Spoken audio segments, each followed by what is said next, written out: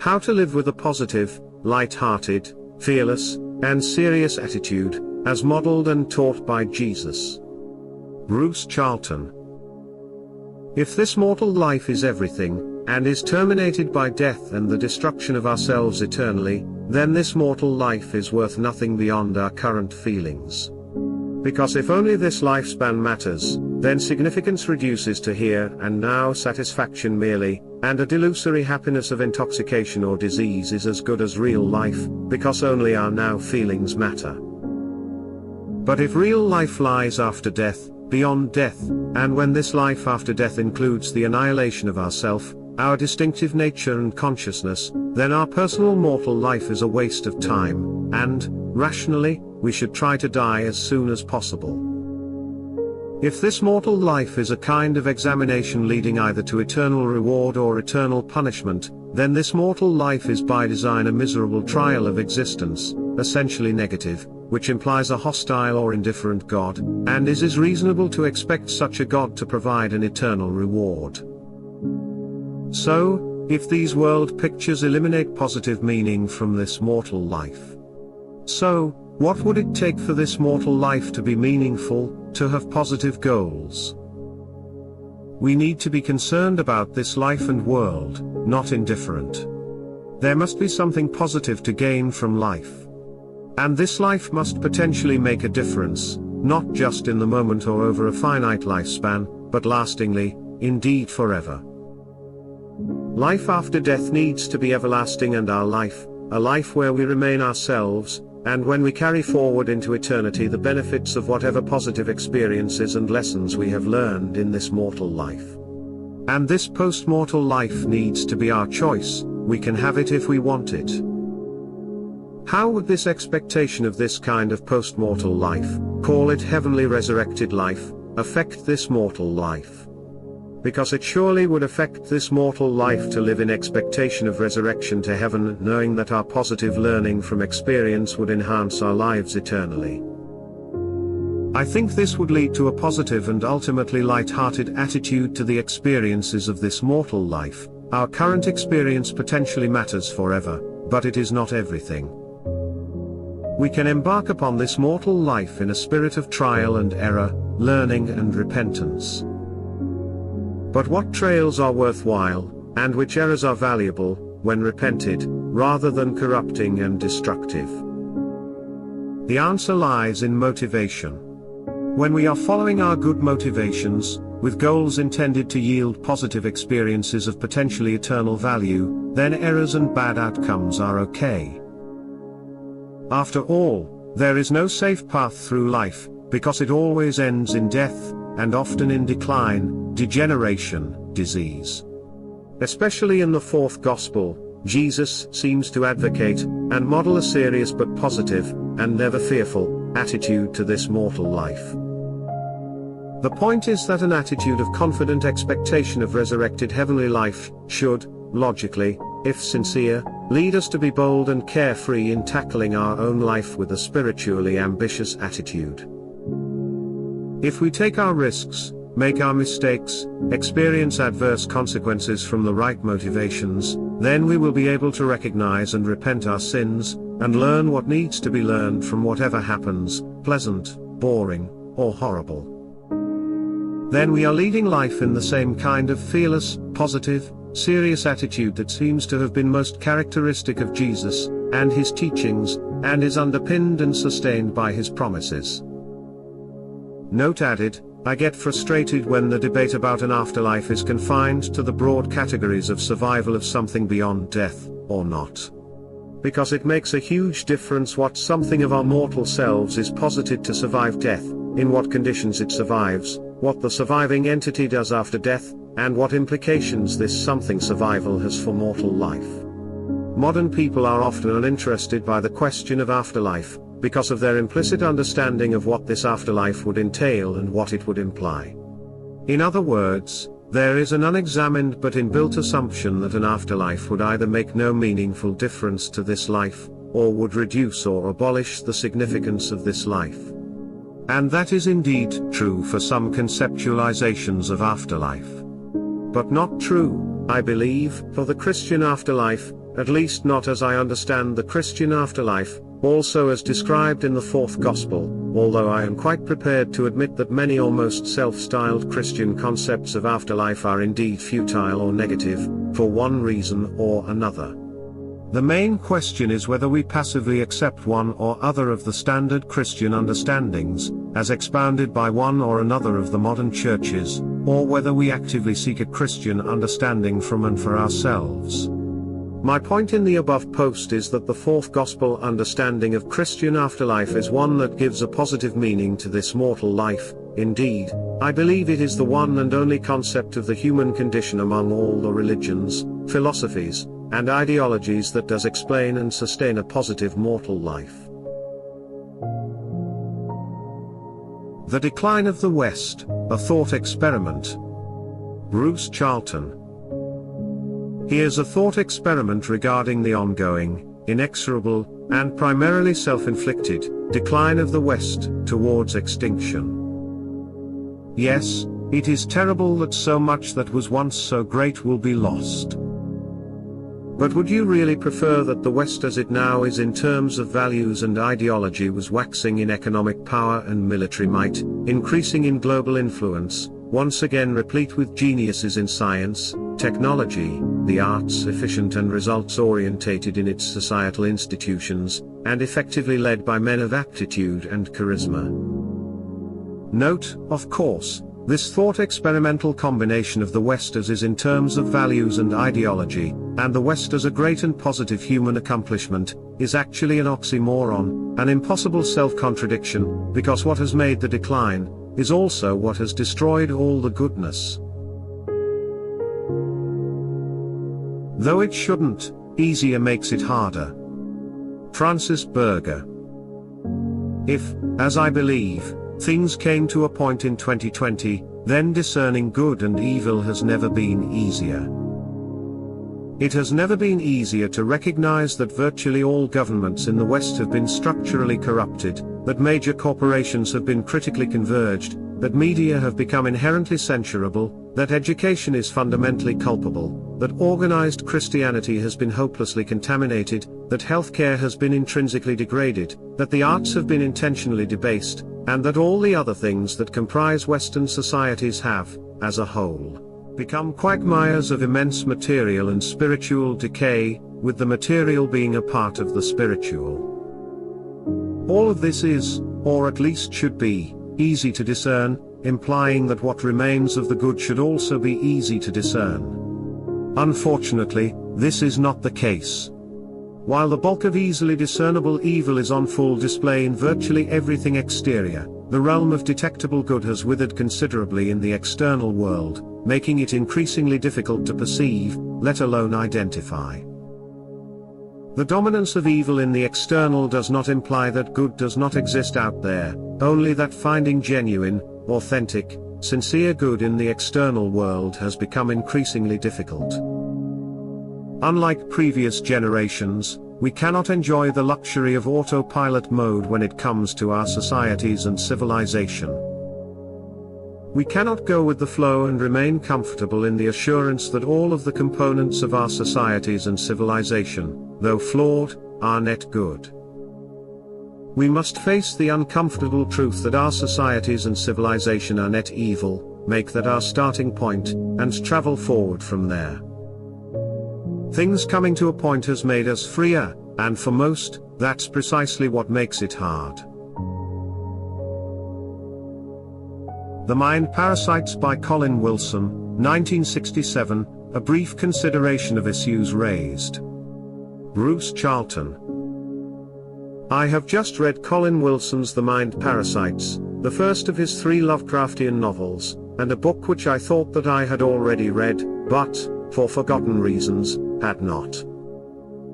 I have owned the book for some 9 years, and I have certainly read the 2 sequels, The Philosphere's Stone, and The Space Vampires, and found them both enjoyable, but it turned out I hadn't read the MPs, as became apparent after I had finished a few pages. I found the Mind Parasites book not particularly enjoyable, and not at all gripping, since it seemed rather long-winded and was hardly a story at all, being more like an account of some science fiction type happenings set in the future. But, as nearly always with Colin Wilson, the book was nonetheless well worth reading, and provoked a lot of thinking, note-taking, philosophizing. What it made me realize was that Colin Wilson, at this point in his life and work, was convinced that the problem of life, this mortal life, as I nowadays term it, would be solved if man lived up to his highest levels, broke through the trammels on his thinking, gained absolute confidence, and thereby developed undying life, death being, as Bernard Shaw also believed, due to discouragement which he would deploy in largely creative, and increasingly abstract mental activities. In the meanwhile, the main problem, the most urgent, difficult and constraint, was that men of genius, or potential genius, were thwarted by the oppressive and onerous conditions of modern life. This was the theme of his first book The Outsider and many more afterwards. A theme that I first encountered in Wilson, and which continues to this day, i.e. with Romantic Christianity, was that mankind reached a point of development in the late 1700s in Europe that changed his spontaneous relationship with the world. The Romantic era began. Wilson was fascinated by the ways in which various people, especially creative people, artists in the broadest sense, had tackled the problems of Romanticism, how all had ultimately failed, but how some might use their experiences to succeed. In other words, at this point, CW believed in the possibility of a satisfactory mortal life, at least for some people, if only XYZ were allowed them and if only they had the right attitude. I now feel that Colin Wilson failed to acknowledge or really to grasp the problem of death, and the phenomenon of entropy which pervades this world, failed to realize the limits this places upon all possible schemes of amelioration and improvement. I now firmly believe, what the ancients knew clearly, that men literally cannot win in this world. All lives are failures if we draw the line at death. Later Wilson seemed also to grasp this, at least implicitly, although he did not follow it through, by his belief that there is an afterlife, the title of his 1987 book, which detailed his increasing conviction that psychical research proved that there was an existence beyond death. As I wrote earlier today, stimulated by reading Mind Parasites, my own conviction that it is specifically and necessarily the infinitely wide frame of the Christian belief in an afterlife that makes it possible to live a truly successful mortal life, and which, potentially, uniquely solves the problem of Romanticism, and any other actual problem of any person's actual life. Tradition and growth. William Wildblood. There is a balance to be struck between being open to the new and faithful to tradition. Too much of one and you lose connection to roots and what grounds you in truth. Too much of the other and you become set in your ways, unable to grow and develop, stuck in a calcifying rigidity, bound by form and convention and without the freedom required for creativity. A tree is planted in the ground but it must aspire up to the sky, ever seeking to stretch towards the light into new heights. It cannot stay close to the safety of the ground or it will remain a little shriveled bush. But as it grows its roots must go deeper into the earth in search of life-giving nourishment. Again, a balance must be struck. In fact, to respect tradition and be open to the new, both and at the same time, is easy. More than that, it is natural. But it is only natural to the natural man, by which I do not mean the man responsive only to natural instincts and impulses, but the man who is not caught up in the machinations of the earthly mind which analyzes and separates. Unfortunately, now in the 21st century none of us are free.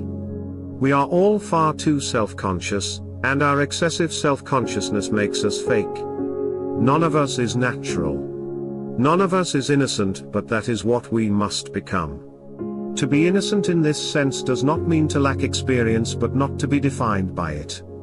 We can learn from experience, but the clarity of our vision should not be determined by it, and our mind must be clean from the stains of the past. To be innocent is to live from moment to moment, to be aware of the past but not limited by it.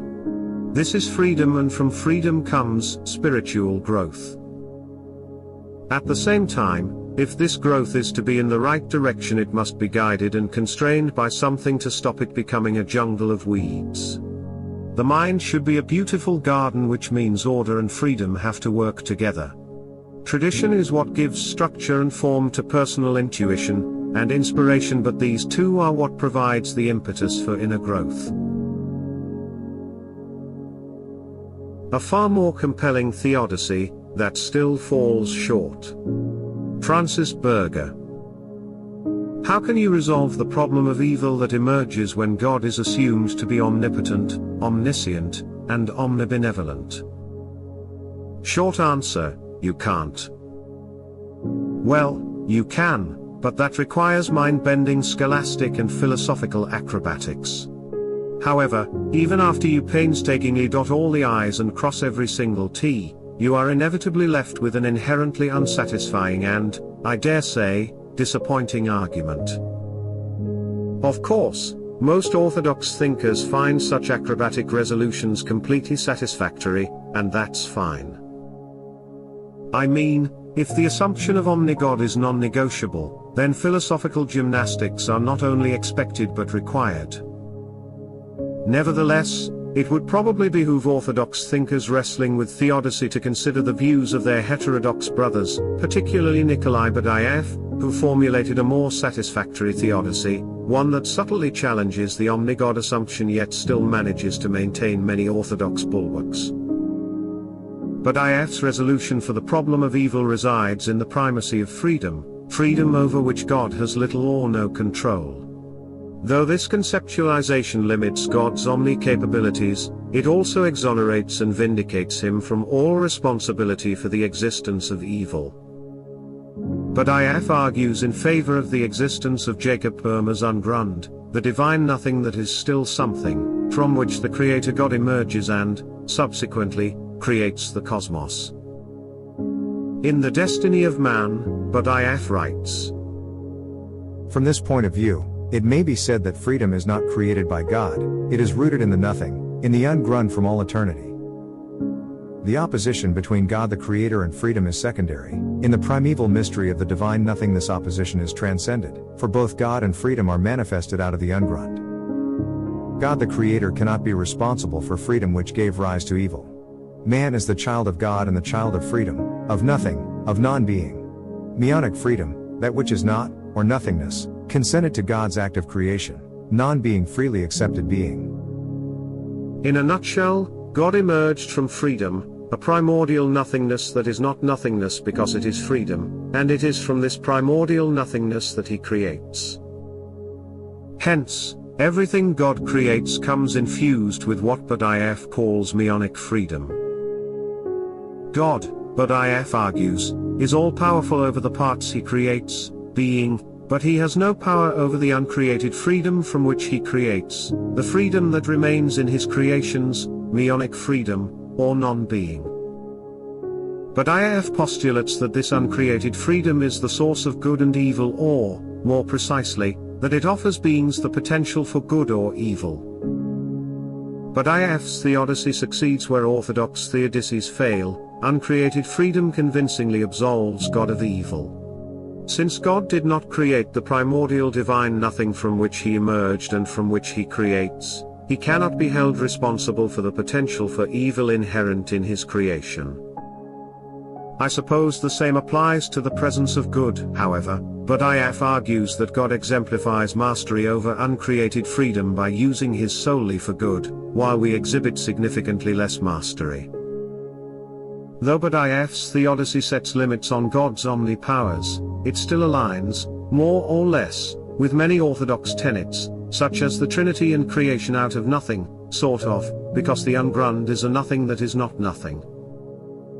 Following orthodox beliefs, Badaev does not believe God created from eternally existing elements.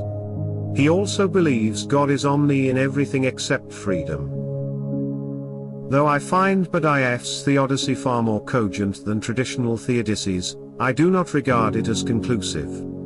Overall, I believe he takes many steps in the right direction, yet like his orthodox brethren, he is, in the end, far too wedded to convention and ultimately fails to push his breakthrough in the direction it wishes to go, the assumption of eternally existing beings and pluralism. But I'll leave that for another post. Christians are at each other's throats, metaphorically speaking, because of undeclared assumptions. Bruce Charlton. It is a shame, but pretty much as prophesied, to see that in these end times, when things have come to a point, and demonic evil rules the West in accordance with wild mandatory incoherence, stunning lies and repellent value inversions, a shame that Christians are, if anything, more divided, hostile and sectarian than they were even a decade ago. One stunner is that Roman Catholics, who used to present a united front, and often seemed to believe in their own unity, are schisming with spiraling rapidity, upping the rhetoric and scorn directed against their coreligionists. All very like the Protestants whom they used to taunt for the same behavior, and for much the same kind of reasons as applied to Protestants. As I say, it's a shame, but something I understand and indeed fully expected as the gross corruption of mainstream traditional religion of all kinds. And a consequence of putting church, or other externalities, first regarding Christianity as absolutely secondary to external authority, and basing one's faith on fundamental assumptions that are denied to be assumptions. These assumptions are asserted to be either an objective necessity, despite that there can be no objectivity in such matters, or logically entailed, despite that logic only, at best, tells us the consequences of assumptions, but cannot tell us which assumptions are valid.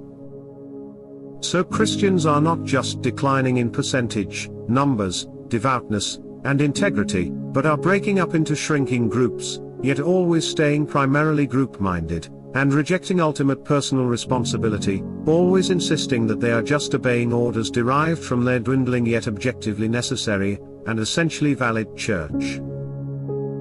How long can it continue? How long before people realize what they must do, on pain of sooner or later de facto apostasy, and identify their primary and fundamental assumptions, fully comprehend and own them? Personally, taking full and final responsibility, by whatever each experiences as the bottom line intuition. How long before this? Maybe it will be a long time yet, maybe not until the end, when each individual is alone in his church, yet still church-led, maybe not even then. I can picture millions of Christians, each self-painted into his own corner, insisting, as night falls, that it must be so, that he cannot escape the constricting wall of unexamined, unacknowledged, unowned assumptions, which is all that blocks him from the simplicity of a salvation he has long since lost sight of. After all, free agency is absolute, and salvation is opt-in, so to receive it, we, personally, must opt. Is high-tech AI just repackaged low-tech AI? Francis Berger. The ever-increasing interest in artificial intelligence, AI, started me thinking about conventional low-tech forms of artificial intelligence, AI. What are low-tech forms of AI? Well, things like plagiarism, fake research, and parroting all qualify as low-tech artificial intelligence. Claiming someone else's ideas and work as your own is prevalent in the system. Plagiarism can make you appear far more intelligent than you actually may be. If your unethical behavior is tolerated or remains undiscovered, you can utilize this low-tech artificial intelligence to raise your status or further your career. Don't believe me? Ask a system apparatchik like an Ivy League university president. Fake research, providing researchers with predetermined, desired results and findings and then asking them to develop research that supports such predetermined findings, is another example of low-tech system artificial intelligence. And then there is parroting, which Dr. Charlton describes as a modern person's ability to interact on subjects far beyond his comprehension by algorithmically implementing a predetermined set of rules, recognizing inputs from a chart, whether external or internalized, then matching and selecting appropriate predetermined responses, then ordering and setting them out as a kind of mosaic of points. The system is rife with low-tech I. Perhaps it would not be far from the truth to say that the system has run on low-tech I for decades. Is it any wonder then that the system is now pushing high-tech AA? And is it simply a coincidence that high-tech IA seems like little more than a technological repackaging of the same low-tech I forms the system has relied on for decades, those low-tech forms, once again being plagiarism, fake research, and parroting? What do I think of the high-tech AI the system is currently pushing? Well, it strikes me as a master plagiarizer, adept fake researcher, and uber-proficient parrot. Where and what is the mystical church? A romantic Christian perspective. Bruce Charlton. It has often been said that, for proper Christians, the real church is not the administrative bureaucracy, but an entity termed the mystical church. But while many would agree in principle, the meaning of this is unclear. Perhaps most people would go no further than to say that it means Christians must be discerning and selective in their choice of obedience and support among the full range of organizational personnel, interpretations, assertions, etc. A somewhat deeper idea would be that the mystical church lies behind or below the surface of what goes on in the institutional church, perhaps along the lines that the real/true/eternal spiritual aspects need to be seen through the transitory, corrupted, and often false physical/material manifestations of the organizational church. But it is possible, and probably necessary, to take this further. The spiritual mystical church could be understood and having no necessary relationship with any particular institutional church's actual, current manifestation. That is, the spiritual may in practice be detached from the physical. In other words, it is the spirit that is real and which we ought to believe and live by, while the physical/material church may be fully dissociable from the spirit. Any material church institution should therefore be regarded as secondary to the spiritual truth and validity, so that any physical manifestation might in practice be helpful. Or alternatively, might be useless, or indeed actively harmful, to the spirit. What this further implies is that whatever we perceive, whether with our senses or by the inner eye of our imagination, should be regarded as secondary and not necessary as compared with what we know directly, know without intermediates, without word, image or symbol. If the church is regarded in this intermediary and symbolic way, we can then regard the mystical church as that which we know of the truth and reality of that church, what we know despite whatever that church may say and do, here and now, or in the past. Another way to think about this is that the idea, or ideal, of a church may continue to be a valuable, or even vital, factor in our Christian life, even when that church was in practice never much good, and is by now thoroughly corrupted and serves an evil agenda. If this is the case, we should not feel obliged to defend the mystical church against supposed facts and evidence, because facts and evidence are material, whereas the church we value is spiritual, and its real existence as an ideal may have no relationship with the contingencies and limitations of the material world. Of course, we need to be consistent, and not thereafter try to smuggle through expectations or assertions that the mystical church is to be valued because of its supposed effects, sooner or later, on this material world and our mortal lives. If the mystical church is to be sustained in its inspirational purity, it requires to be detached from the real world, and one who truly regards the spirit as primary will not object to this. The same principle can be extended from the church to any other human institution such as a nation, a city, or something like a school or a profession. There might be, and indeed is, a mystical England, sometimes called Albion or Logos, and also something similar for any other entity that we value. For this to work, and to be valuable in a world like ours, we need to refrain from our habit of making material assertions that are supposed to follow from spiritual ideals. If we are serious about Albion, for instance, then we should not derive it from the actual history of England, or from any particular things about current England, all of which are individually ambiguous and corruptible. What we can legitimately say, is that some material thing, here and now, but not necessarily or always, helps inspire us to become aware of the ideal, the mystical, the spiritual. Or, that the spiritual lies behind that which is good in a material manifestation. After all, the material/physical is always spiritual, is indeed a subset of the spiritual, but the spiritual is primary, and the spiritual does not require the physical. It's time to move beyond the corrections to Jesus' work. Francis Berger. To feel for yourself the alternative, even just as a thought experiment, is what I realized when reading the fourth gospel prior to doing Lazarus Rites. There is an imaginable alternate history of Christianity and individual, and family-based religion. So there would be no status or power fights, but also no Christian societies. The above comes from a comment Dr. Charlton left on his Notions blog. Needless to say, I am on the side of this imaginable alternate history of Christianity and individual, family-based religion, the reality of which was brought home to me by the fourth gospel and, oddly enough, Dostoevsky's The Grand Inquisitor. It was in the Grand Inquisitor chapter of the Brothers Karamazov that I first encountered the idea of Jesus' work being corrected, which immediately raised the question about the essence of Jesus' work.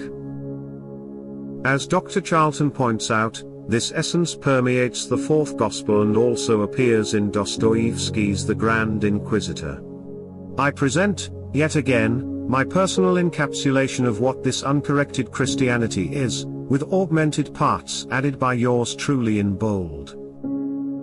Thou didst desire man's free love, that he should follow thee freely into heaven, enticed and taken captive by thee. In place of the rigid ancient law, man must hereafter with free heart decide for himself what is good and what is evil, and with free heart actively choose resurrection and everlasting life, having only thy image before him as his guide. For me, this exemplifies the essence of Jesus came into the world to do and the truth he revealed. Notice the complete absence of things like churches, society, dogmas, doctrines, and so forth. Yes, the ancient rigid law is mentioned, but it is immediately overridden. The passage above not only communicates the core of Jesus' work but also reveals why and how the simple truth of Jesus' work was corrected, a theme that IF frequently addresses throughout his works. Truth may be dangerous to everyday life. Christian truth might even become very dangerous, might cause the collapse of nations and civilizations.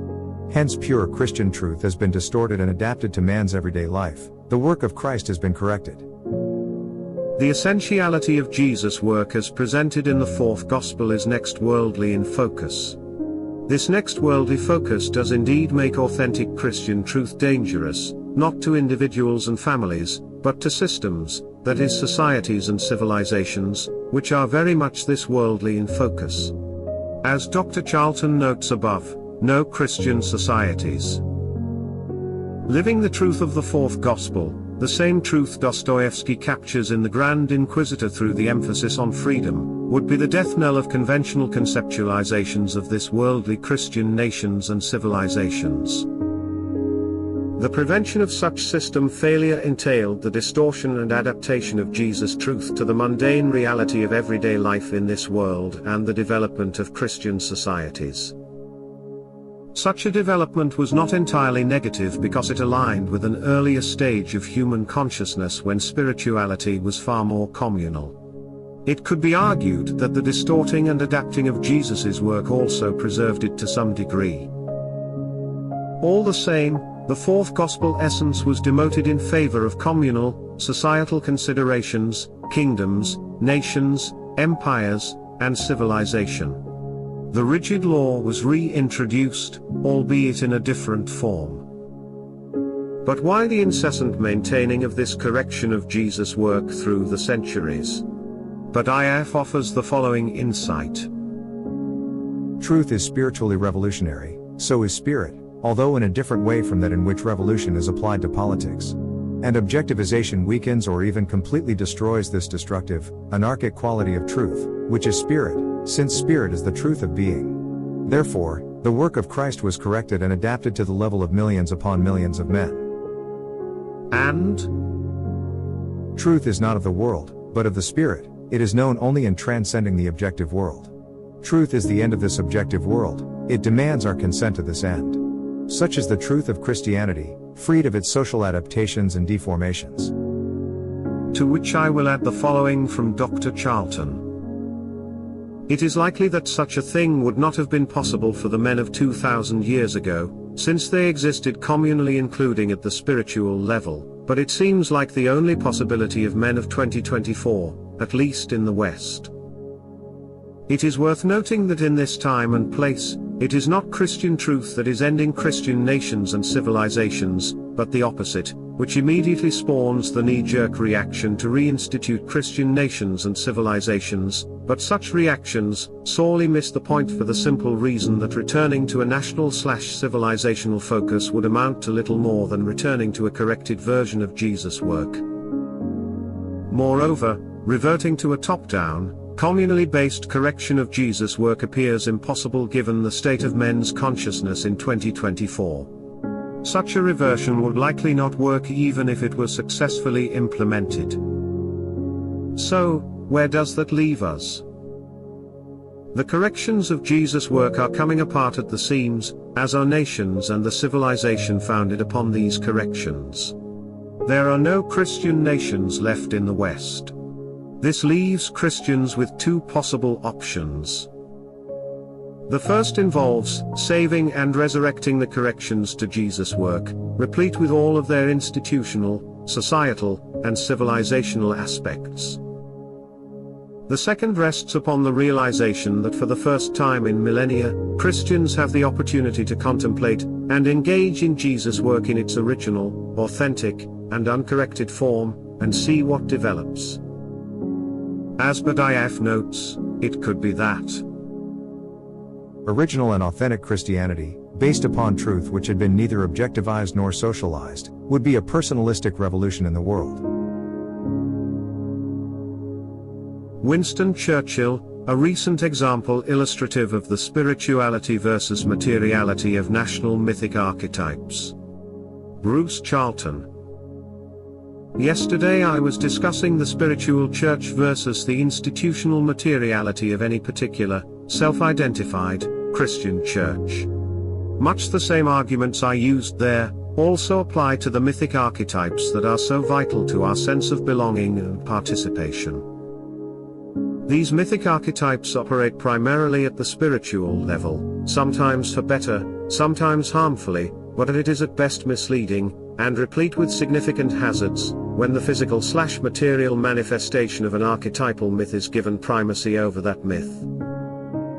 To regard the factual as the really real destroys magic as such, and reduces it to the mundane. At worst it can corrupt, or destroy, any and all spiritual myths.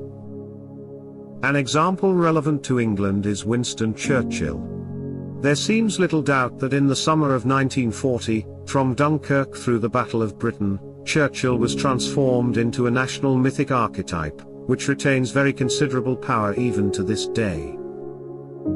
Churchill became like a representative character from history, King Alfred the Great, or Elizabeth I perhaps, or like a heroic character from literature, Shakespeare's Henry V, like these in some respects, but also something new and unique. This Churchill archetype was crystallized in that time and place by some combination of particular national circumstances and perceived personal attributes, but once it had formed, then it became independent of Churchill the man, independent in its reality, hence its value. However, because we moderns habitually regard the physical, material, factual, evidential as primary, this confusion or combination of Churchill the archetypal myth with Churchill the mundane person, has led to many and various problems. On the one hand, the material person of Churchill has been elevated and airbrushed in some minds to a dishonest degree, as if the man really was the myth, such that the too old, too ill, and barely competent person of Churchill was elected Prime Minister in 1951. On the other hand, a vast amount of material historical evidence concerning Churchill the man has been amassed to discredit Churchill the spiritual archetype. Much the same degradation of magical to mundane, the material reduction of the spiritual, has happened to other archetypal mythic figures such as Sir Francis Drake, or Scott of the Antarctic, and nowadays is being incrementally extended to essentially every significant or admired figure from the nation's history on the basis of some or another asserted personal flaw, attitude, or association, or by virtue of their race, sex, class, job, or other personal classification. Although most often and most successfully done by the atheistic left, because they currently rule the West, the so-called right are also guilty of attempting exactly this reductionist tactic against the mythic archetypal heroes and heroines of socialism, feminism, anti-racism, etc.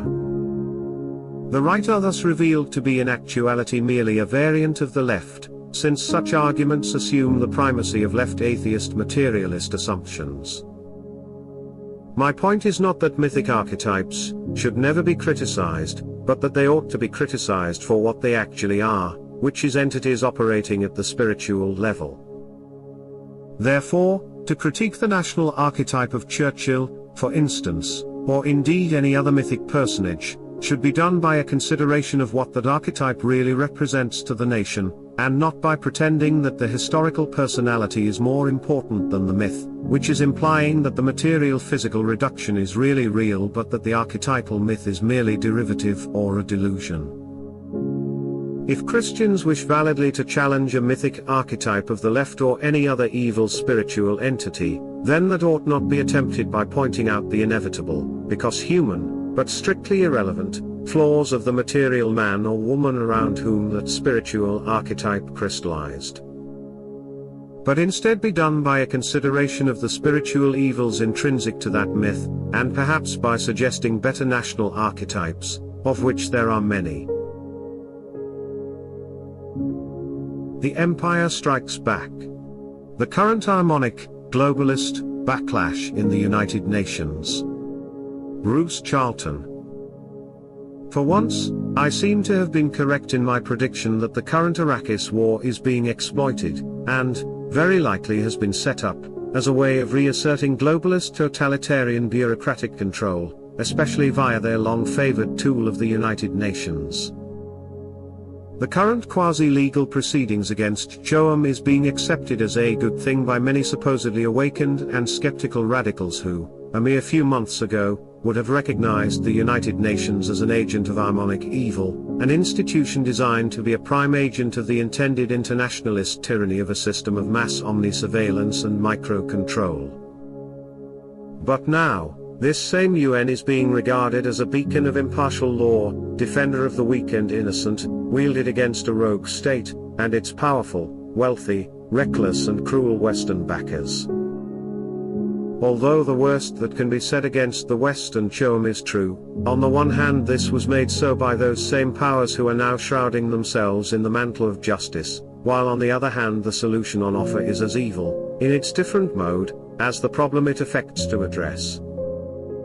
To me, the situation has, very obviously, been manipulated into being by the Empire, that is, the Empire that never ended, the Black Iron Prison, who are fighting back against the chaos-loving, war-mongering, destructive Sorithic factions, arising within the Empire itself, who delight in human suffering and death for its own sake, and even at the cost of weakening or breaking the system, and who have our waxing ascendant in the ruling classes of the West, since at least the summer of 2020 carat. This may need clarification. My understanding is that the Empire is an Ahrimanic project, but that Sorithic individuals arise within it as a kind of psychopathic and parasitic element, and these individuals form a faction who band together expediently to indulge their purposively destructive agenda. This can be seen, perhaps, in US politics where a small but powerful faction within the leadership successfully cooperate to create and amplify torture, war, famine, mass death, and other forms of chaotic destruction. The Ahrimanic agenda includes the discrediting and elimination of all nations, especially those with power or who display any desire for autonomy. There is zero national loyalty among the totalitarian bureaucrats, although they are happy to allow and encourage nationalism insofar as it can be manipulated towards that destructive end. Which is precisely what is afoot. They are very keen to destroy all the Western nations, who are all very keen to be destroyed, and even keener to destroy any nations, such as Choam, and the Fire Nation, who desire to survive. This is attempted by trying to reshape nationalism into resentment, and transform the desire to survive into the desire for revenge, both of which will be likely to lead to reckless and self-destructive behavior. So far this has failed in the Fire Nation, but succeeded spectacularly in Choam, which is behaving in ways almost guaranteed to lead to its own utter annihilation. So, the situation is set up in which there is apparently a forced choice between Ahrimanic, global totalitarianism, and Sorothic, global war, that is, between tyranny and death. Indeed, in an ultimate sense, the choice between chosen slavery to Satan and indirect suicide. And, as always with evil, the choice is real in the sense that, to be spiritually effective, we need to consent to evil, to invite evil into our hearts. For example, by enthusiastically regarding as our savior and supporting the United Nations. With all that implies plus. In such a situation, the only escape from embracing one or another of the twin evils of worldly expediency, and thereby taking the side of evil, is a perspective that is not of this world. As seems more and more often the case, the age of neutrality is past, things have come to a point, we are being corralled into making an ultimate existential choice for God and heaven, or actively enlisting against them. Plus note added, I do not think that this current Ahrimanic backlash will be effective in reversing the progression towards Sorothic destruction, partly because this trajectory is the inevitable direction of those who are allied to evil, and partly because reckless destruction is so much easier and more rapid than making and sustaining a system of global totalitarianism. Antichrist and the End Times. William Wildblood. Christians await the Antichrist who comes to deceive the faithful and non-believer alike at the end times, the faithful to lead them away from Christ and the non-believers to confirm and justify them in their non-belief. Sinning is one thing, but denying the sinfulness of sin quite another. Getting human beings to do this is one of his chief aims. Who is this person and when are the end times? In a certain sense, it is always the end times because the world is always winding down and there is always corruption, sin and death. However, more specifically, the end times are said occur when the gospel has been preached all over the world, and that surely is now. At the same time, there is predicted to be a general falling away from the truths of Christianity as mankind abandons the gospel en masse, and that also seems to be the case today. Whatever the reality of the situation, and we cannot know, it makes sense to be prepared as were the wise virgins in the parable. It certainly seems as though we are in an end times scenario, but it may be now or it may not. Either way, there is no doubt that we are in an end times period, whether it be the main event or simply a precursor of it. Antichrist types have appeared throughout history, but these are just forerunners. They are charismatic, persuasive, powerful figures who may even appear to do good, but they lead their followers away from Christ and towards themselves, and that is the case even for those who proclaim some kind of spirituality. I would speculate that the spiritual field is rife with little antichrists, and the individual who fulfills the prophecy may well appear in that field teaching a spirituality that offers godlike powers but is hollow at the center and that precludes Christ. Perhaps he will include Christ but as one of many, a great prophet but not the only begotten Son of God, because that would be divisive and exclusive, and God speaks to everyone in their own language. Or so he will say. We know he will be subtle, able to deceive the very elect, and so we can be certain he will not be obviously wicked except to those whose inner vision is fully operative, and that may not be as many of us as we might like to think. At the moment a great deal of spiritual evil comes through the left. It is the source of many things that are anti-God and anti-nature, though packaged under that meaningless word progressive. Progress means progress towards a destination, but where is that destination? Then there is the idea of the New World Order, in which a one-world government takes control, ostensibly to benefit humanity and bring us all together, but really to enslave us. I don't doubt that certain elites are working to bring this about, and that the events of 2020 formed part of their attempts at control. They, or those at the top of the pile, are working in cohort with supernatural demonic beings to impose a spiritual death sentence on humanity. But what do we know about demons? They lie, they deceive. They would have no problem lying to their servants. What if these elites are being used just to be thrown under the bus at the due moment? Already, many people are waking up to the potential tyranny of a new world order, and some speculate that the Antichrist will be someone who reveals the materialism and atheism of an anti-spiritual NWO and offers in its place a spirituality of heightened consciousness and love and brotherhood. What's wrong with that, you might think?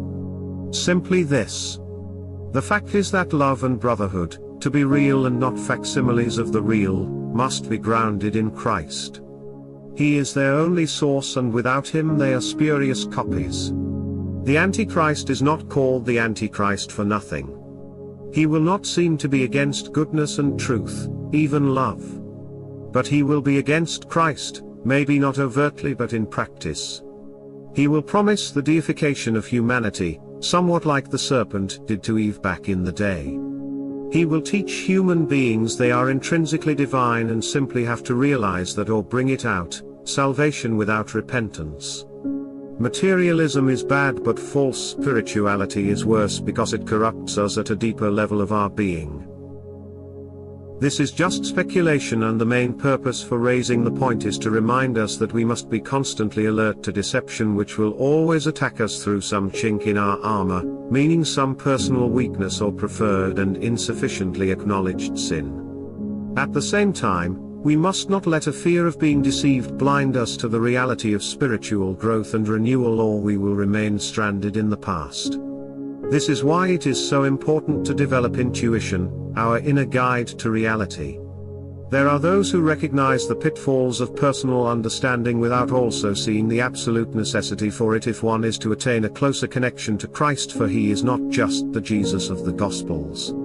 He is also the absolute heart of spiritual reality, and that can only be known in your own heart, which means you must include, but go beyond conventional religious teaching. There is nothing else for it if you would really know Christ and not just remain in the world of images and symbols, which is where most of the conventionally religious stay. Perhaps these are the end times, perhaps not. But it certainly seems as though they might be, in which case it is all the more necessary to be suspicious of all promises and apparent revelations, and to construct the inner bridge that leads from your heart to God, which bridge is that of the spiritual form of Jesus Christ. The solution to Thanatos and Eros lies in our assumptions about beings and relationships. Francis Berger. Thanatos was the fatherless Greek god of death, the son of the primordial goddess Nyx, night, and brother of Hypnos, sleep. Unlike the Keres, female death spirits who personified violent death, Thanatos was the god of peaceful death, but he was still regarded as hateful and ruthless. His indiscriminate motivation to end life included both mortals and gods. In Christianity, Thanatos is the fourth and final apocalyptic horseman in the Book of Revelations. Riding a pale horse, he is the only horseman given an explicit name, Death in English translations, and is the only rider who arrives without carrying a weapon. The Romans took Thanatos from Greece and named him Mors, which remains the root English words such as mortal, mortification, and morbid. Thanatos remains in English in terms like thanatophobia, the fear of things related to death, and thanatology, the study of human death. Sigmund Freud used the name Thanatos to refer to the death instinct, which he psychoanalytically defined as the drive toward death and self-destruction. On the flip side, the Greeks personified love as Eros, a primordial god involved in creating the cosmos with Tartarus, Gaia, and chaos. Accounts of the Eros's origins vary, but it remains clear that Eros primarily represented carnal love in the forms of lust, desire, and sex. Eros remains in the English language in erotic and all other associated words. Freud included Eros in his theory of life and death drives as a counterpart to Thanatos, and he associated the god of love with life and survival instincts like sexuality, procreation, and species preservation. As interesting as Freud's theory of life and death drives may be, Thanatos and Eros remain fundamentally spiritual problems requiring spiritual solutions, solutions Freud's theories barely acknowledge, let alone address, which helps explain why his theory is virtually useless when applied to the current and ongoing collapse of the West, where Eros has joined Thanatos by becoming a death drive. Put another way, Freud's theory of life and death instincts has become inapplicable to the West because the West is severely in the grips of a death instinct spiral in which Eros no longer counterbalances or thwarts Thanatos but serves instead to exacerbate the relentless drive to self-destruction. Freud believed that both Thanatos and Eros were bound to life, with Thanatos being an internal force in an organism desiring the abolition of the organism's unity to return to an inorganic state, and Eros being an external force that motivated an organism to form higher unities and, in turn, become a higher unity within itself. Freud actively sought to avoid falling upon vitalist and religious explanations and supported his theory by referring to the behavior of cells. Many refer to Freud's theory of life and death drives as the pleasure and pain principle, but it is worth remembering that Freud believed that the fulfillment of the pleasure principle is death. As interesting as Freud's musings on Thanatos and Eros are, they are of little help today.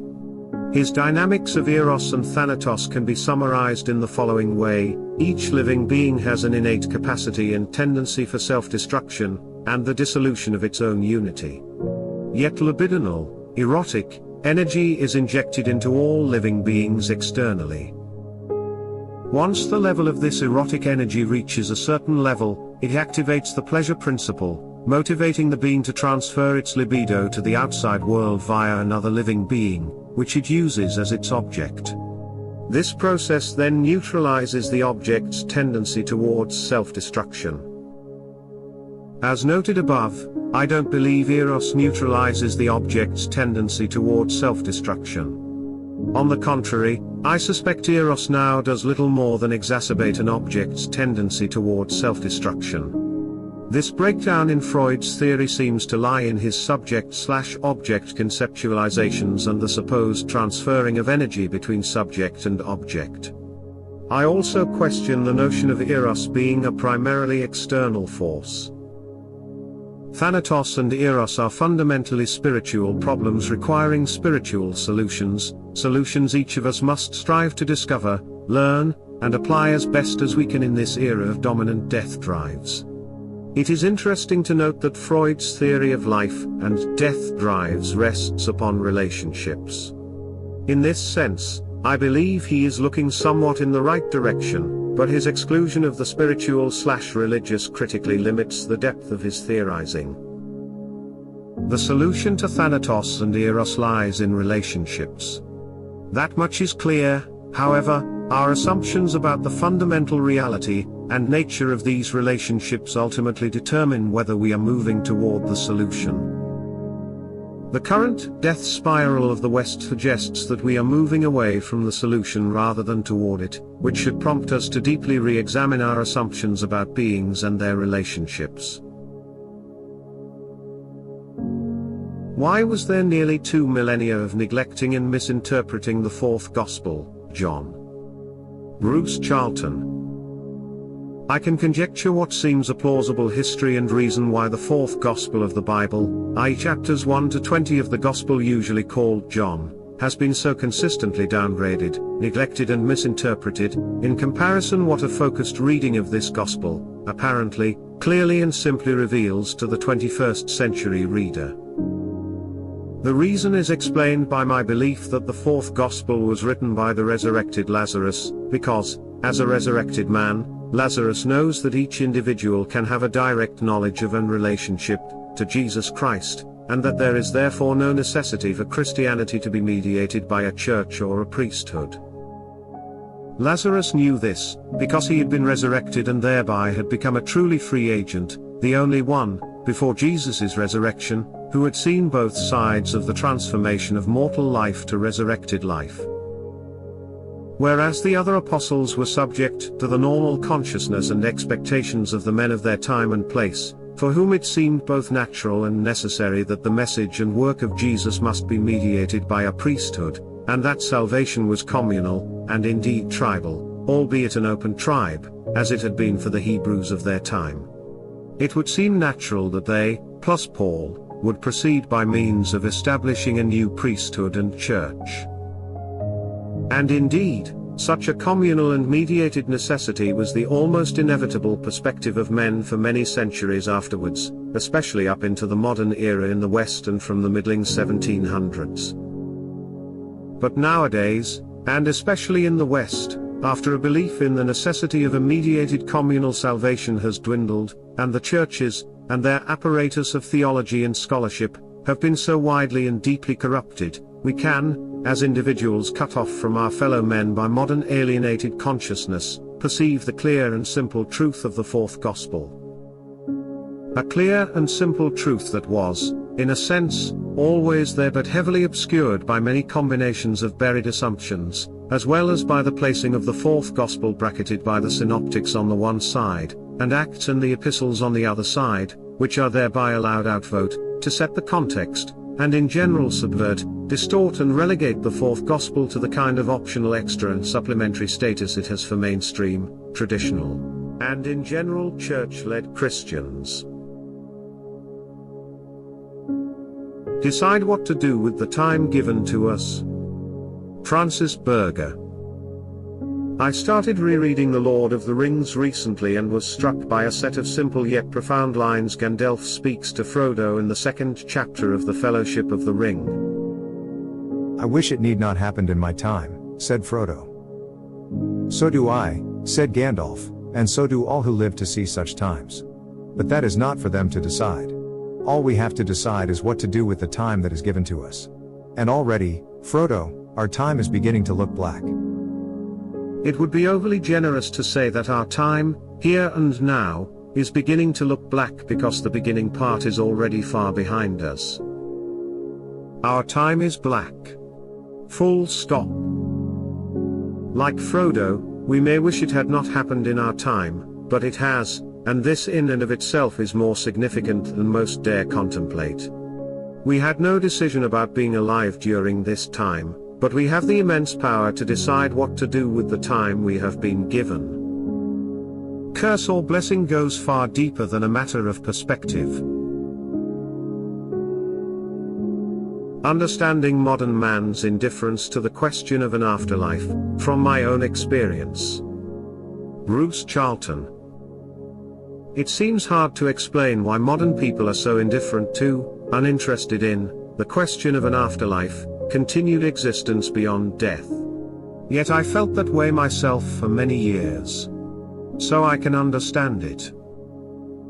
I think it is because the assumption of death as annihilation of the self is, by now, so completely assimilated by our culture, so deeply built into our assumptions, at least from adolescence, that there has been an inversion of perspective by comparison with mankind through known history. Historically, mankind always assumed that something survived death, although there was vast disagreement about what survived and how. The fact that it was unavoidable made the afterlife a subject of intense interest and concern, especially insofar as the nature of this afterlife, how pleasant or unpleasant, could be affected by what we did in this mortal life. nobody needed to argue if or how an afterlife was important, because it was simply assumed. But modern man sees things from a perspective of assuming that there can be, indeed will be, annihilation at death, and the expectation of an afterlife is expected to prove itself to be truer, and more desirable than, our taken for granted, confident expectation of annihilation. But the belief in annihilation after death is rationally impregnable, once established, as is the case with all kinds of nihilism. Once we assume nothing, then nothing can overturn that assumption, because whatever is tried, is itself regarded as ultimately nothing. In the end, extinction at death and nihilism generally can only be overcome by intuition, by a kind of innate revulsion at the artificiality and malignity of assumptions that go against our inbuilt nature, that contradict everything we come into the world already knowing. For me, there was a sense of absurdity at my own stubborn desire to hold on to nihilist assumptions that offered nothing but a continual sense of violation of spontaneous values, nothing but the offer of utter annihilation at the end of a futile life in a purposeless universe. Why was I clinging so tenaciously to these assumptions which offered me literally nothing? Once I had asked this question, the answer was obvious. How should we try to relate to nature? Bruce Charlton. Since the advent of Romanticism some 250 years ago, it has been said that man is cut off from the world of nature, making each of us alienated and prone to despair, and therefore we should strive to reconnect. This is all true, but the problem has been, for those who genuinely tried to reconnect, that it doesn't work, or, more exactly, the method prescribed only works in, and by inducing, an altered, lowered, state of trance-like consciousness that is essentially passive and contemplative and cannot be integrated with the rest of life. At best, it makes for a kind of holiday from our mundane state of alienated despair, something we can later remember and daydream about, or recollect in tranquility, to paraphrase Wordsworth. This just isn't good enough, it does not suffice. At best, we alternate between a dreamy holiday absorption in nature, and the usual isolated disconnection. What we want, or, at any rate, what I seem to need, is not such alternation, typically massively weighted towards the mundane, but to move towards integrating our whole life as well as reconnecting with nature. As an example, here is John Matthews describing the usual way that romantics have, over many generations, striven to reconnect with nature. There are many things you can do to bring about a reconnection. Begin by noticing the world around you. By truly looking. By seeing past the surface of things to the level of spirit. At the moment when you go out into nature, you see only the surface of things. Trees, grass, water, plants. Yet the reality of these things is far greater. Once you knew this, you can discover it again if you truly wish. Next time you are outside, look around you. Try to see beyond the surface into the true nature of things you see. Though you may find it difficult to do so at first, in time you will begin to see more. If you continue far enough and deeply enough, you will even begin to communicate with the spirit within the things you are observing. In truth, you will cease to be observers at all and become part of the thing you are looking at. This is what the ancient bards of this land meant when they spoke of having a thing. This was more than a poetic image, but a very real truth. To truly know a thing is to become one with it. Just as to become one with it is to truly know it. When you do this, you will begin to understand the true nature of things, and of your own relationship to them. I would not say that this is bad advice, or that we should never do it, far from it. And John Matthews is a worthy chap, whose work I have appreciated and learned from. But I would point out that what he suggests often does not work, and, as a life strategy, it does not work very well. I have tried, and it failed, and, as I said, many people have been recommending this for more than 2 centuries, and here we are. I think the root problem is firstly that this strategy strives to sink ourselves into oneness with nature, and therefore leads to all the problems of oneness spirituality. Instead, our attitude ought to be Christian, which entails that we have a relationship with the spiritual world, rather than merging with it. And secondly, it does so by means of trying to reshape our perceptions, seeing, hearing, smelling, touch, so that we begin to perceive the underlying spiritual realities, whereas we ought to be directly knowing spiritual reality. Thirdly, it tries to reconnect through feeling, through our emotions, whereas we ought to be doing so by our thinking, by primary thinking.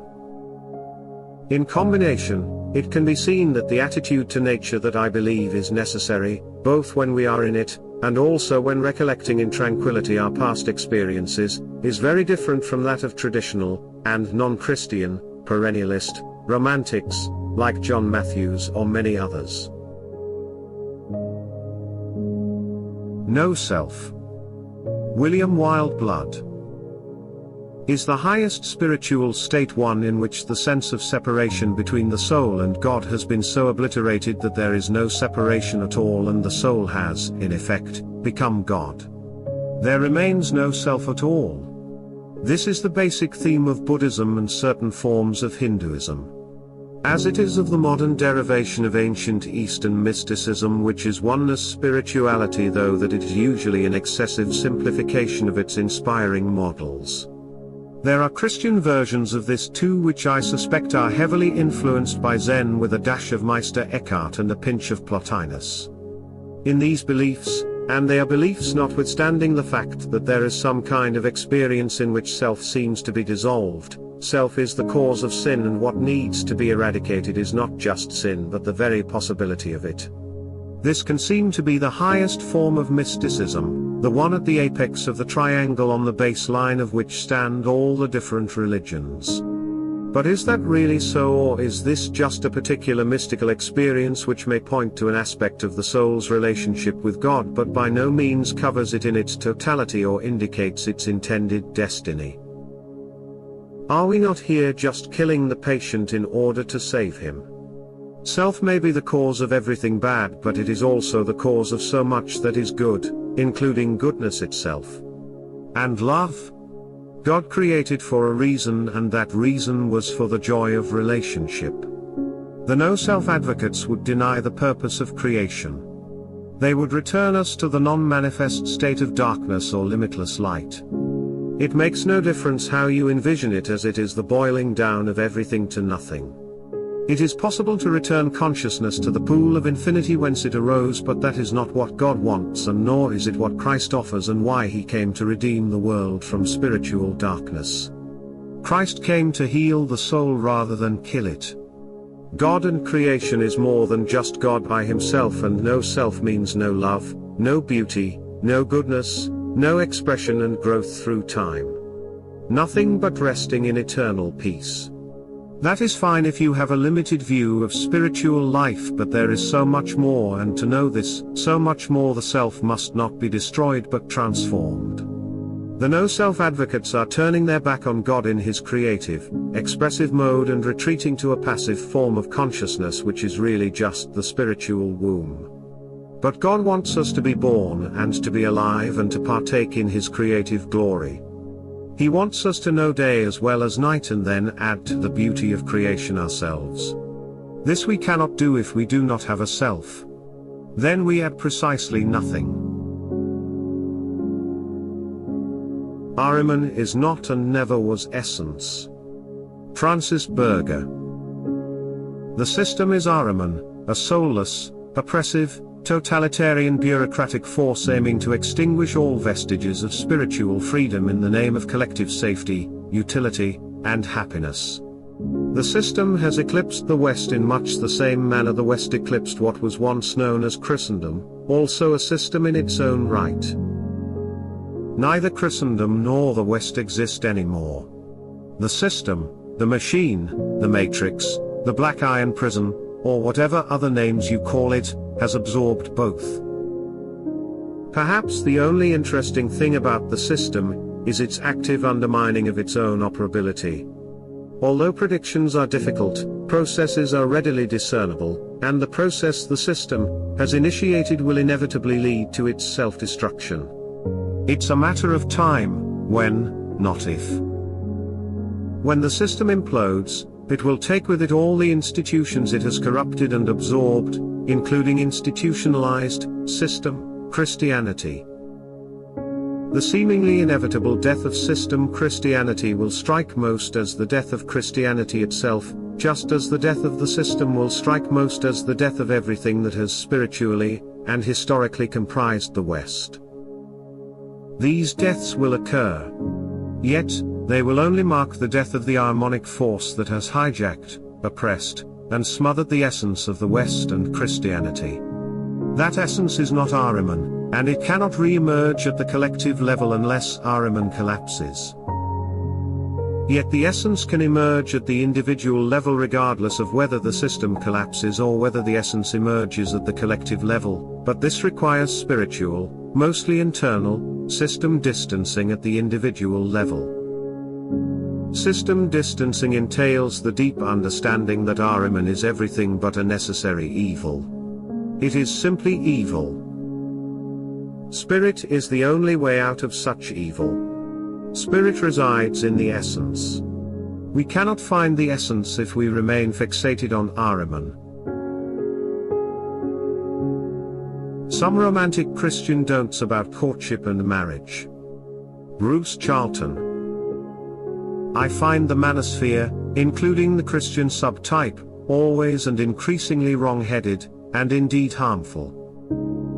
So I thought I'd add my 2 penneth in a way that is intended to be a negative corrective to some of the most blatantly false attitudes and aims.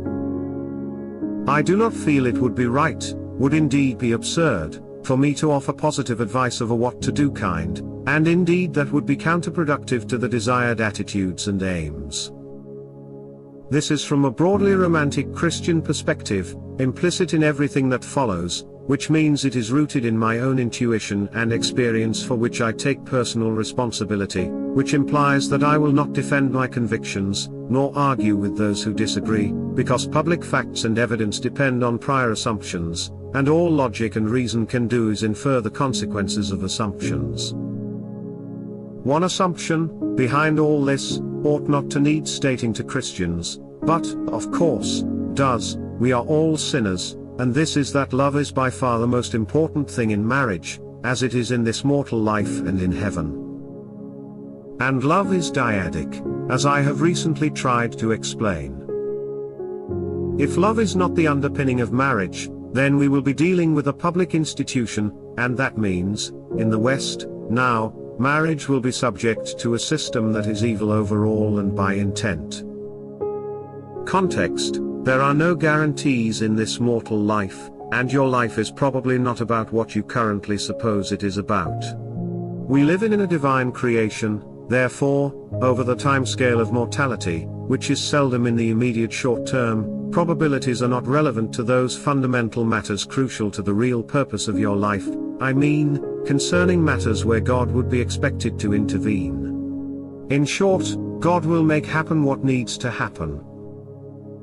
Courtship begins with adolescence, and, as of this time and place, we all start out from an adolescence characterized by intense self-consciousness and alienated consciousness, a situation of bad faith, hypocrisy and fantasy.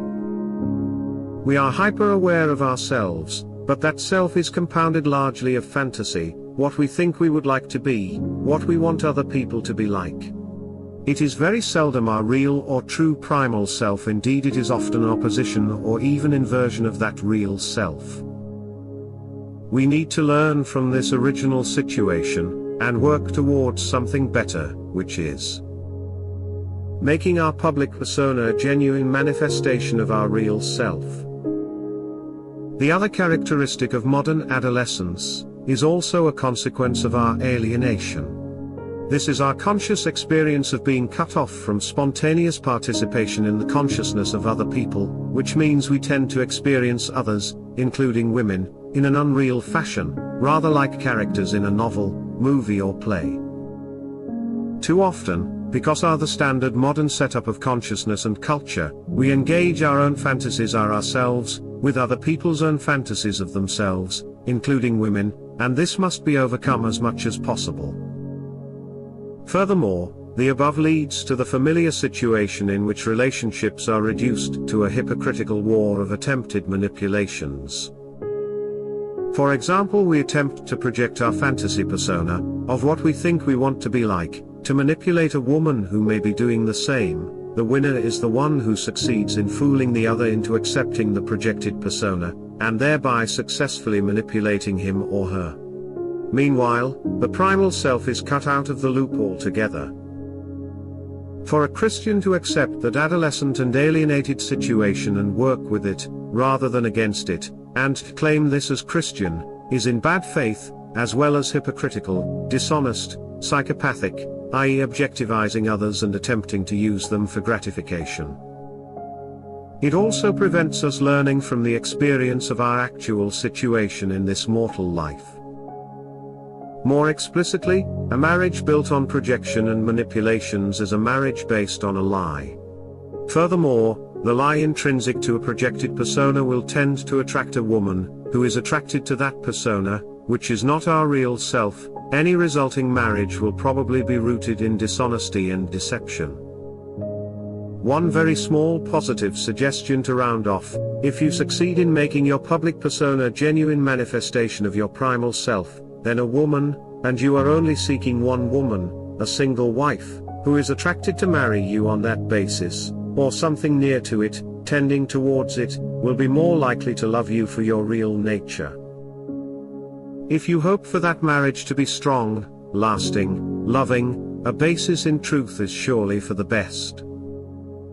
Note, to any new readers, check out the guide to would-be commenters in the sidebar. Bonald offers some insights regarding the system living between us. Francis Berger.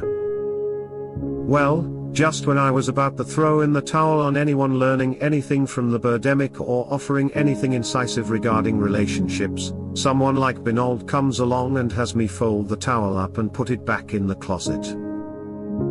If anything, I believe Bonald's post is at least pointing in the right direction, which is more than I can say for a lot of Christian blog posts I have read in the past 6 months. Excerpts from Private Cultures, Bold added. 2 observations. First, I believe many of us have had experiences like the following. I look back on the objective facts and accomplishments of my life to date, and I at once intuit there's so much more to me than that. What though? Perhaps my unactualized potentials? A young man might naturally think this, but one with more years behind than ahead no longer flatters himself for having worlds of unrealized potential and is driven to suspect that the problem is more metaphysical, rooted perhaps in some gulf between the subjective and objective. Second, we sincerely believe that the most important things in our lives are our relationships with loved ones and with God, that our communion with them is more important than solitary pleasures, however elevated, for example thinking, creativity. However, we cannot just be with friends and family. For short periods of time, it is enough to be silent in each other's presence.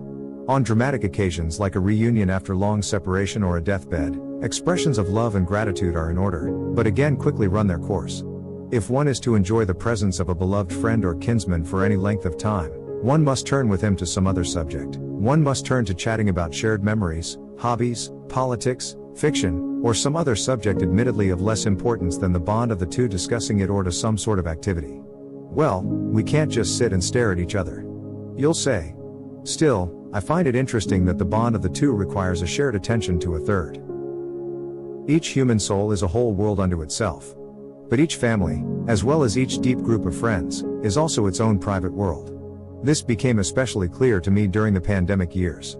My wife and daughters and I have always spent a lot of time together, but then we spent little time with anyone else. With what ingenuity we had turned inward, the stories and games, our games being mostly stories acted out, we made up for each other became ever more elaborate, with ever more layers of character development and backstory to our imaginary world, a dramatic collaboration that continues to this day. My wife and I were and continue to be the main conduits of the larger culture to our children. Some of what we read to them I'd consider great literature, some of what we exposed them to were television shows from our childhood for which I'd make no claim to objective greatness. Either way, carrying these books, movies, and television shows from the wider culture to our family's culture meant them becoming parts of a new whole. For example, the game my wife and I have of trying to stump each other with obscure Star Trek quotes, probably taking on new contextual qualities. I know other families who had similar experiences of the lockdown years. And later. Totalitarian leftism is devouring the public culture, replacing everything with itself. Those of us who have not internally submitted to leftism find the public culture increasingly loathsome. At some point soon, we may cease to see any value in participating in it at all. That is, even the idea of contributing a great novel, musical composition, or scientific discovery to the wider culture will lose any sort of appeal, even supposing one had the talent to do such a thing. How could I desire any creation of mine, anything into which I have mixed myself, to be recognized by and incorporated into that? Leftists may still wish to contribute to the public culture that they own, but however talented they are, the requirement that their work serve the hegemonic ideology will make it more a simulacrum of true art or science than the real thing. The rest of us will come to prefer our audience of a few.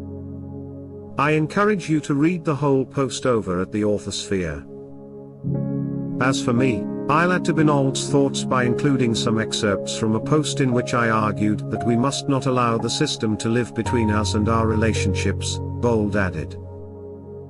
As I noted in a post the other day, the experience of relationships between beings is a fundamental purpose of creation. Beings are not limited to people but encompass every being in creation. One of the ultimate aims of these relationships is the kindling and expansion of love, not because love is a spiritual activity that serves life but because love suffuses life with its highest meaning and value, which entails that the motivations driving relationships ought to be rooted in the primacy of the spiritual, a primacy in which all beings participate, whether consciously or not.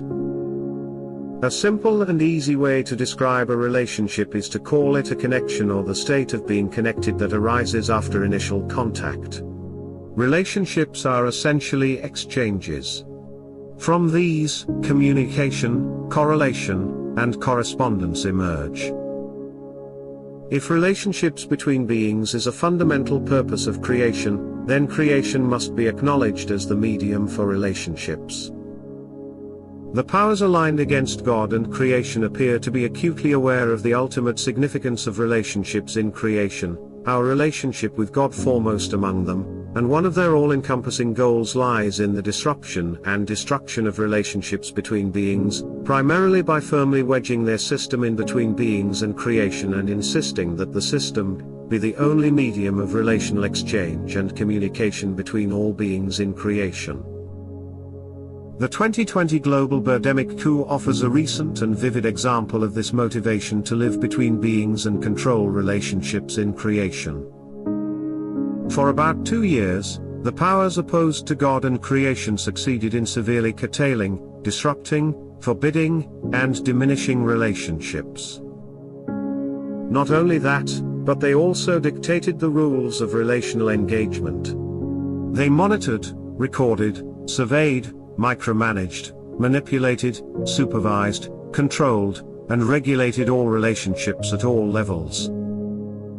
Relationships became contingent upon the system's bureaucratic machinations. Terms like social distancing suddenly became acceptable and common in human discourse, as did notions of transformed societies in which none are safe until are safe. And let's not forget that the churches, meant to serve as a direct social and spiritual connection to God and creation, eagerly and actively allowed the system to eclipse creation and live between congregations and God in 2020. The birdemic was the most tangible exhibition of the dark powers yearning to have their system live between beings and creation. In many ways, it represents the culmination of an insidious and seemingly ubiquitous stratagem to obscure creation as the foundation of all communication between beings and replace it with the system. Most of my interactions with most people amount to little more than system interactions. People everywhere relate to each other only through the system. And this is not limited to interpersonal relationships between humans. It extends to all creation. I struggle to remember the last time I heard someone speak about nature or weather without referring to the climate crisis or environmentalism. Virtually all of organized, institutional Christianity has reduced itself to broadcasting system-dictated agenda items, issues, and talking points. The system only lives between us and creation because we allow it to. No, more than that. We actively desire that the system live between us and creation. Relationships in creation require free, autonomous, thinking agents motivated by and capable of love and creativity. Only such agents can know creation directly and form knowing relationships in creation. Very few people appear interested in forming relationships in creation because most people seem utterly uninterested in freedom, autonomy, and thinking, to say nothing of love and creativity. It's far easier to permit the system to live between us. A few years ago, I made a case for something I referred to as system distancing by emphasizing that such distancing was primarily a spiritual movement motivated by the mostly internal aim of drawing away from the system and closer to God and creation. Such a spiritual movement within individuals remains imperative. Although it is largely an internal movement, it is impossible alone. It requires relationships with other beings in creation. Above all, it requires a relationship with Christ because the only we can ever hope to reconnect to creation now is through Jesus. Everything else is just the system living between us. Death is the end of that which is evil or worthless, resurrection is the eternal life of all that is good. Bruce Charlton. The past is not gone, not necessarily gone, yet neither is the entirety of everything that ever happened locked forever into reality. The past is to ken up into creation eternally, yet not all of the past. That would indeed be a curse. This is because of death and resurrection, both. Death is the end of that which is evil or worthless, resurrection is the eternal life of all that is good, all that is of love. What are the good things of life? I.e. of this mortal life? Bruce Charlton. The good things of life are not about pleasure, they are instead about love. That is the fundamental insight. For those who do not already know it, this insight is something which we can, and are intended to, learn from experience and memory, but that learning must freely be chosen, such knowledge cannot be forced upon us. And such knowing can only arise when supported by valid metaphysical assumptions, and insight can be undercut and thwarted by false assumptions, such that love must be, ultimately, an emotion merely, a product of material causes. Which is a common falsehood nowadays, i.e. a false, incoherent, metaphysical assumption.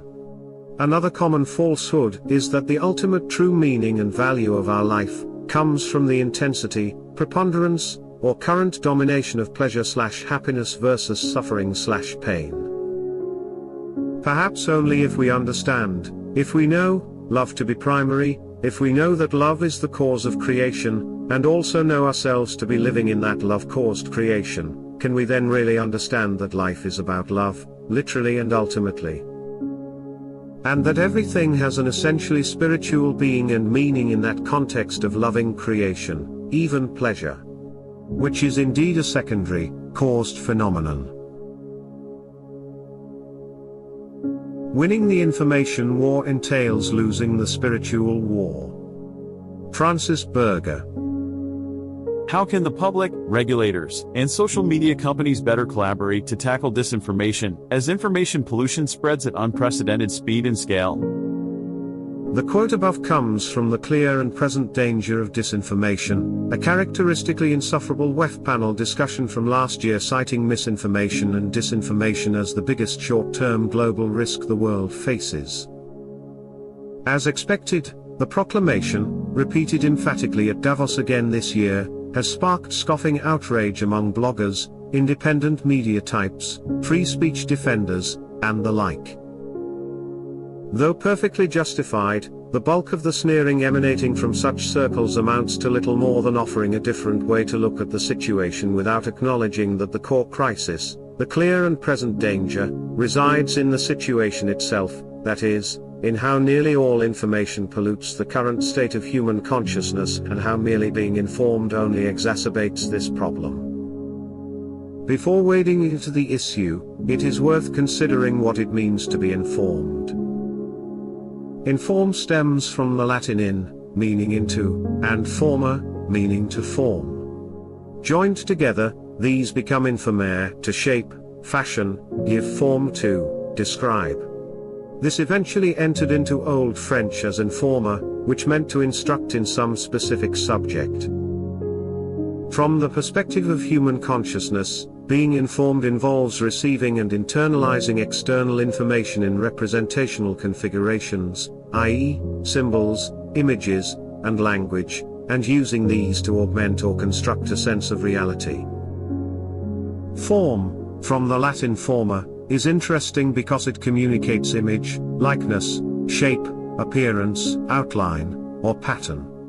One theory suggests forma may be from or cognate with the Greek morph meaning form, beauty, outward appearance, and that it entered into Latin via Etruscan, and the name Morpheus, who, according to Ovid's Metamorphoses, is a son of Hypnos, the Greek god of sleep, who in turn, was the brother of Thanatos, the god of death. According to Ovid, Morpheus populates dreams with human forms, and his brothers Phobetor and Phantasus, two more of Hypnos's 1,000 sons, are responsible for filling sleeping people's heads with the forms of animals and inanimate objects, respectively. Note that in all cases, the stuff of dreams is not internally self-generated, but enters externally, implanted by dream gods. Like language and symbols, the Greeks believed that even dreams came from the outside and were implanted, shaped, and formed by external divine forces rather than from within man himself. But what existed before the advent of representational? In terms of human consciousness, Owen Barfield posits that early man existed in original participation, a state in which man was absorbed in and part of reality. Secondary thinking via symbols and language was all but absent or rudimentary. Though primary thinking dominated original participation, it emanated from a faint sense of self. As we emerged from that form of consciousness, symbols and language began to dominate, but that representational world was still infused with and supported by some semblance or vestige of primary thinking. The use of symbols and language allowed man to participate in reality differently. Secondary thinking separated man from reality and granted the space needed for world discovery, self-discovery, and self-formation. The alienation of modern man represents near total submersion in the representational world, made all the more acute by the ever-increasing disconnect between reality and representations of reality. This disconnection marks the virtual obliteration of primary thinking in favor of secondary thinking. Put another way, for modern man, secondary thinking via externally received symbolic information is reality because he is virtually incapable of connecting with reality in any other way. Modern man now regards the symbols, language, and other representations used to shape, fashion, give form to, or describe as reality itself, both de facto, as in matter of fact, and de jure, as in legally and officially recognized. Simply put, information used solely at the level of secondary thinking is now synonymous with reality. Whoever controls information at the secondary level of thinking also controls reality. The fine folks at the WEF and the rest of what is often referred to as clown world understand this explicitly, which helps explain why they seem so eager to eradicate any information challenging their web of symbols, images and language, all of which aims solely at manipulation to shape thoughts, attitudes, and actions. Like Morpheus and his brothers, Clown World aims to keep human consciousness dormant, implant shapes and forms into sleeping minds, and demand everyone accept these implanted shapes and forms as reality. Those who oppose the totalitarian aims espoused by organizations like the WEF recognize the information manipulation and seek to counteract it with truthful information. Though far more noble in intent and motivation, the aim of disseminating such truth-seeking information misses the mark concerning the bigger picture of human consciousness and its relation to reality. In short, the war we are in is fundamentally a spiritual war, not an information war. Many recognize and understand the totalitarian push to control the narrative. They fail to discern that the core problem is the exclusive and obsessive focus on engaging with narrative through secondary thinking, thereby keeping consciousness firmly entrenched in representational reality as reality, or, in keeping consciousness locked in the information age and its related thinking.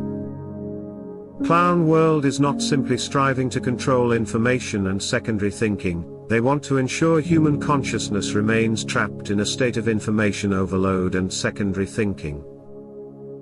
Though they claim otherwise, I suspect that at the deepest, most fundamental level, Clown World and the demonic forces it serves welcome information opposition to their secondary level information manipulations because it keeps human consciousness firmly fixated on representations as reality rather than on reality. Thus, keeping people engaged in information wars not only helps to distract from the spiritual war but also helps to hinder the further development of human consciousness. I am not implying that those waging the information war against Clown World are intentionally entrapping people at the secondary level of thinking. Unlike the WEF, which deliberately uses information to enslave people in secondary level thinking via representations that are directly opposed to God and creation, information warriors on the side of good share representations that often can and do act as intermediaries to truth and reality. However, many information warriors treat the intermediaries themselves as truth and reality, and this is where the problems set in. The information warriors who utilize representational intermediaries or the people who engage with the intermediaries the warriors produce, be it in the form of writing, symbols, spoken language, art, video, etc., contribute virtually nothing to the spiritual war or the development of consciousness if they go no further than the intermediaries in terms of thinking and knowing, or, worse, regard the intermediaries as reality. Winning the spiritual war and connecting with truth and reality does not and cannot boil down to being informed, an essentially passive state in which one allows the external to shape, fashion, give shape to, and teach reality via representations presented and accepted as reality. Being informed in that manner keeps one asleep and the plaything of Morpheus and his dream-forming brothers. Informed people who regard representations as reality are dreamers living in a dreamland. I am not implying that the representational is dispensable. On the contrary, it is vital, but only when we understand that it serves as a go-between and not a final destination. In this sense, the representations the good info warriors provide are far superior to the information promulgated by the likes of the WEF, which serves more as a go-nowhere rather than a go-between. Yet representations on the side of good can only do good if they are treated as intermediaries, that is, used to orient and/or connect to reality.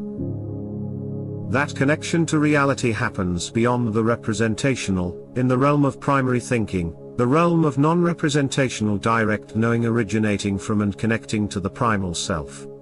Although representational, secondary thinking can inspire, motivate, and guide individuals toward primary thinking, it cannot substitute for primary thinking. But I have observed that truth has two meanings, truth as knowledge of reality, and truth as reality itself. In this sense, information via representations, language, symbols, is truth as knowledge of reality, while direct knowing is truth about reality itself. But IF offers another way to think about it. I wish to know, not actuality, but the truth about actuality. And I may learn what this truth is, only because in me, the knowing subject, there is a source of truth, and because I may communicate with this truth. Communicating with this source of truth goes well beyond the state of being informed, i.e., of knowing actuality. It requires locating an innate, internal source of truth that can connect with reality directly, moving beyond the realm of representations. Information is intended to serve as a bridge to reality, not substitute reality. Information as reality is, at best, only partial reality. We see the bridge but do not understand what it is for or mistake it for something else. Like all bridges, information provides a means to get across from one side to another. Their purpose is distorted if they remain uncrossed or if the other side into which they extend is disbelieved or denied. As Badiaf notes, Truth is not something given objectively, but rather a creative achievement. It is creative discovery, rather than the reflected knowledge of an object or a being. Truth is the creative transfiguration of reality.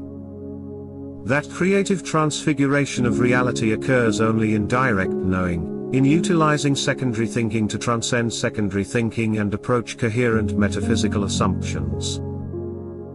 Barfield's final participation anticipates a state of human consciousness that is once again immersed in reality, only this time with a fully formed and active awareness of self that stretches far beyond the realm of representation.